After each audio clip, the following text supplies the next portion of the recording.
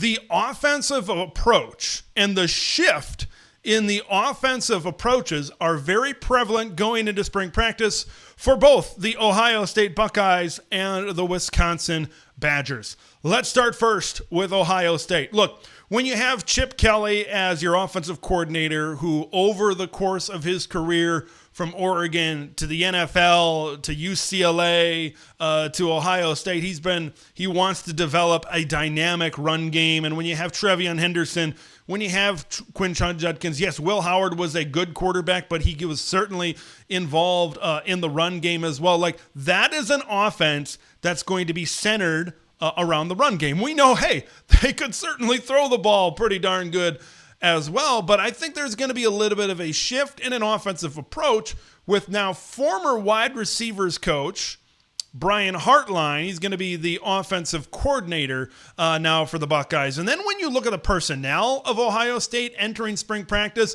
I think that this could be an offense that is maybe a little bit more like the C.J. Stroud, Justin Fields era type of, Dwayne Haskins era type of Ohio State, where they can really rip the football down the field with some of their future NFL receivers on the outside. A lot of people saying that Julian Sayin can just flat out spin the football, that he is a fantastic quarterback. He's in a quarterback battle. I think Lincoln Keenholz is technically in that. He's not going to win the job.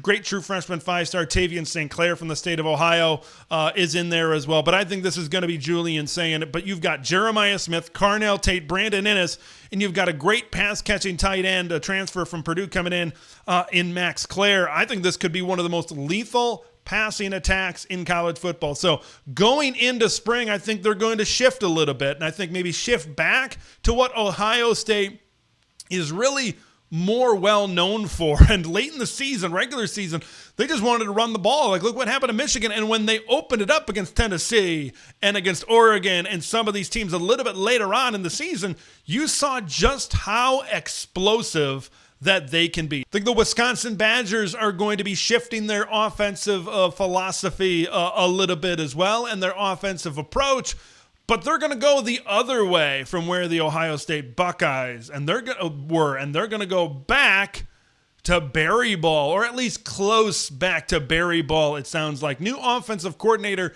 Jeff Grimes is coming in over there from Kansas. The Phil Longo experiment, well, it was an utter failure in Madison, Wisconsin. When you have a place that's recruited running backs really well over the years and recruited offensive linemen and developed offensive linemen really well over the years, it's really tough to all of a sudden, well, now we want good wide receivers, good speed. We want effective quarterbacks that can throw the ball a lot. It's really hard to shift that and all of a sudden bring in that type of talent.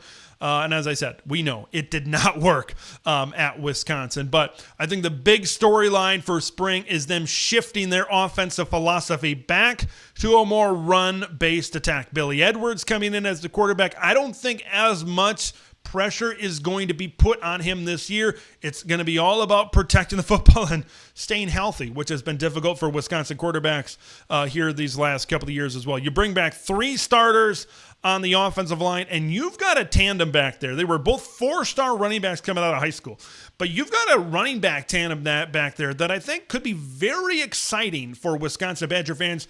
Darian Dupree got on the field a good amount last season.